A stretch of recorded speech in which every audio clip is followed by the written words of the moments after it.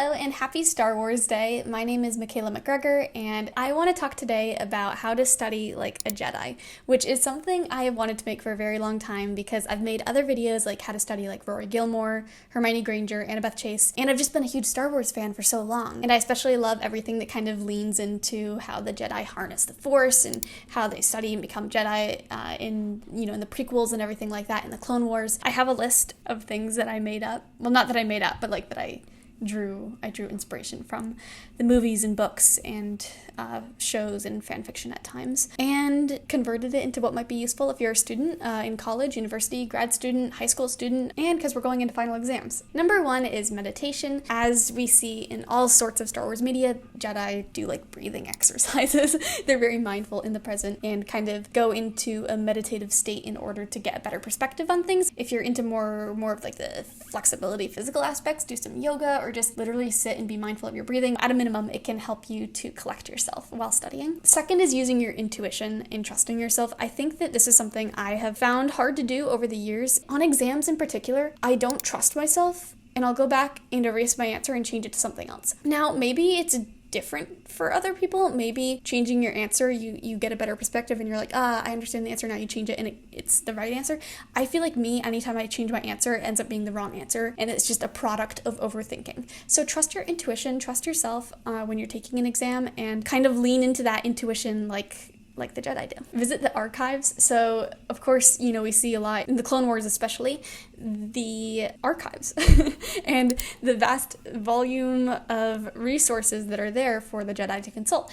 And likewise, it's just a really good practice to visit your library because even though there are so many things that are digitalized, doing a search to see what books might be useful if you're writing an essay or something, there's so many books that are on really weirdly niche topics. Don't worry about getting dressed up. Jedi dress very simply and, I don't know, maybe for ease, maybe for uniformity. I wonder if there's any canon that actually describes why they dress the way they do. I'd be interested to know. But yeah, don't worry about dressing fancy. I guess it's just like a waste of energy, and just focusing on what you need to do and what you need to study can help you to get into that mindset. Always remember, don't follow the Jedi code to a T, because I think that could be a little dangerous. The Jedi code is there's no emotion, there is peace. There's no ignorance, there is knowledge. There's no passion, there is serenity. There's no chaos, there is harmony. And there's no death, there is the Force. I don't know what I'm doing with my fingers, that did not align. I disagree with some of them for life practices. Having no passion, that sounds like a miserable existence. So I guess what I'm saying here is don't follow the Jedi code, but, use it when it applies. Like, there's no emotion, there's peace. If you feel like you're just really overwhelmed by everything, just reminding yourself that you can, detach yourself from that. You can step away from it. I've done this before. When I've been, really upset about something, I've been like, why am I even upset? I can control my emotions.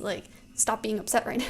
I don't know if that's the healthiest thing to do, but I've done it before and it worked. So for a Jedi Knight to become a master, so it goes Padawan, Jedi Knight, and then master, as far as I know. And to become a master, you have to train another. You can't just become a Jedi master without having your own Padawan. Likewise, when you're studying, if you want to be a master of what you're studying, try teaching it to someone else. Because explaining something to someone actually makes it a lot easier to understand. If I'm going over my notes, I feel like I'm not retaining as much, but then when I try to explain it to someone who doesn't know, if I'm talking to my mom about a certain topic I'm learning in criminal law and I go through the elements with her, it helps me to understand it vicariously because I'm discussing in easier terms what these concepts mean. Study by teaching. Teach the topics you're learning to a friend who's not studying what you're studying. Okay, so in Tales of the Jedi, we see a sequence where Anakin wants Ahsoka to be prepared, so he makes it a challenge for her because she's deflecting the blaster bolts, and he instead has all of the clones just fire bolts at her all at once, which is a huge challenge, and she fails again and again and again, but ultimately it helps her to survive. So there are a couple things to take away from this. First of all, challenge yourself because it'll help you to improve, and then also just don't give up hope if you keep failing and failing and failing, because one time in the future you will succeed. In Empire Strikes Back, they say I don't believe it, and then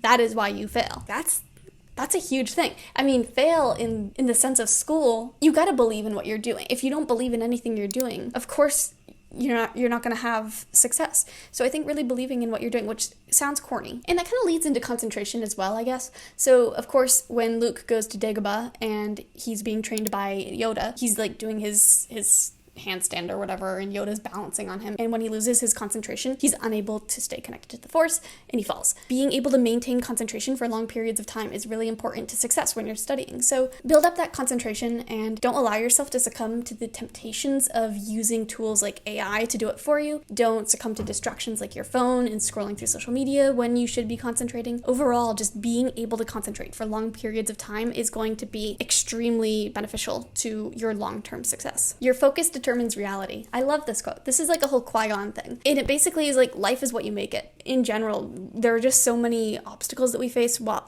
as students, and a lot of stress. And remember that your focus determines reality. You know how teachers always love that growth mindset, fixed mindset thing? This is kind of that in a way. It's the mindset you have that determines what the outcome is going to be. Physical activity. So as we know, Jedi are trained to use lightsabers, and I always find that interesting too, because they didn't even believe the Sith were back, and yet they're training all of their younglings and Padawans to duel with lightsabers in the Jedi Temple. So maybe there's more deep Star Wars lore that someone would be able to tell me about that. But doing physical activity amidst your studies is really important. Doing to the best of your physical abilities what you're able to do to just feel like you're moving and not sitting in the same place all day long, that can be really good for keeping your mind healthy. So as we know, fear leads to anger, anger leads to hate, hate leads to suffering. And then also there's a quote from Yoda, named must your fear be before banish it. You can. So both of these, really add up to that you need to know what you're afraid of. You never should be afraid, because there's always, always ask someone for help. I say don't ever be afraid. I'm afraid of my exams right now. I have 2 exams coming up and I'm definitely afraid of them. But the point is to try to not be afraid of them, to try to embrace them. And, the more you embrace them, I think the more you'll learn. So as we know, when Padawans get their lightsabers, before they build their lightsabers, they have to go to Ilum. I hope I'm pronouncing that right. But they go there and they have to go to this cave, find their kyber crystal, which then they put into their lightsaber and build their lightsaber. What's really interesting about this, what I found interesting, is that the kyber crystal itself, it's it's the core of their lightsaber. The kyber crystal sings to them. It harmonizes with them. They feel a resonance with it when they find their crystal in that cave on Ilum. And I think that likewise, you should allow yourself to be directed into what you want to study and what classes you want to take by what harmonizes with you. Does it feel lackluster when you take a certain class? And does it feel like you're on the right path when you take another one? Move on to the path that feels warm, like it's synchronized with your own soul and passions and interests. Recognize your shortcomings. Identify areas where you need to improve. This is so important because there's a quote from Qui-Gon's Force Ghost, and he says, "When you know why you are not ready, you will be ready." Yeah, how will we ever improve if we don't know what we need to improve at? So if you want to improve, you've got to know where you've made mistakes, where you're bad at things, and what you need to do to get better. Okay, so then in Revenge of the Sith, when Anakin and Obi-Wan are talking on Mustafar, Obi-Wan says to Anakin, "Only a Sith deals in absolutes, and I will do what I must." I think that this is also really important to keep in mind, is that we should never deal in absolutes. We should always keep in mind that there is an alternative path or a gray area. Always look at the counter arguments. And actually, this is just really good advice for any essay writing in general, any exam that you take, any discussion that you have in class. Always look at it from the other side. See how you can find a middle path. See how you can find what the other side might say, because if you're just dealing in absolutes of right and wrong, that's what the Sith does.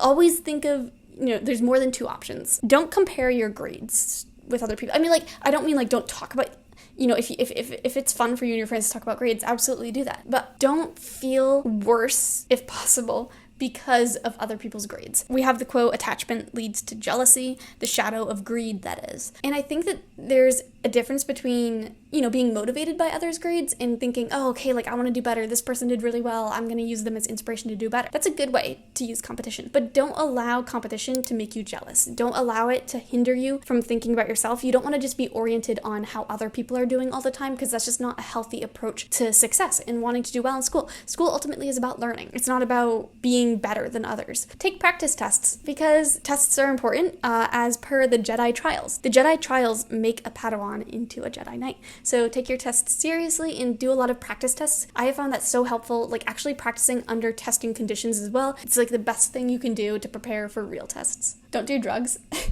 I wish I wrote down the quote. I don't have the quote in here. When Obi-Wan's in the pub or whatever, and he's you want to go home and rethink your life, and the guy selling death sticks is all right, and that's a Jedi precept, probably, not doing death sticks, aka drugs. So yeah, don't do drugs. There's a lot to learn, I think, from the Jedi. I mean, honestly, if you just search the quotes from the beginning of every single Clone Wars episode, there's so much wisdom in all those. There's so much to learn from Star Wars. It's kind of remarkable. So happy Star Wars Day, happy May the 4th, and may the Force be with you.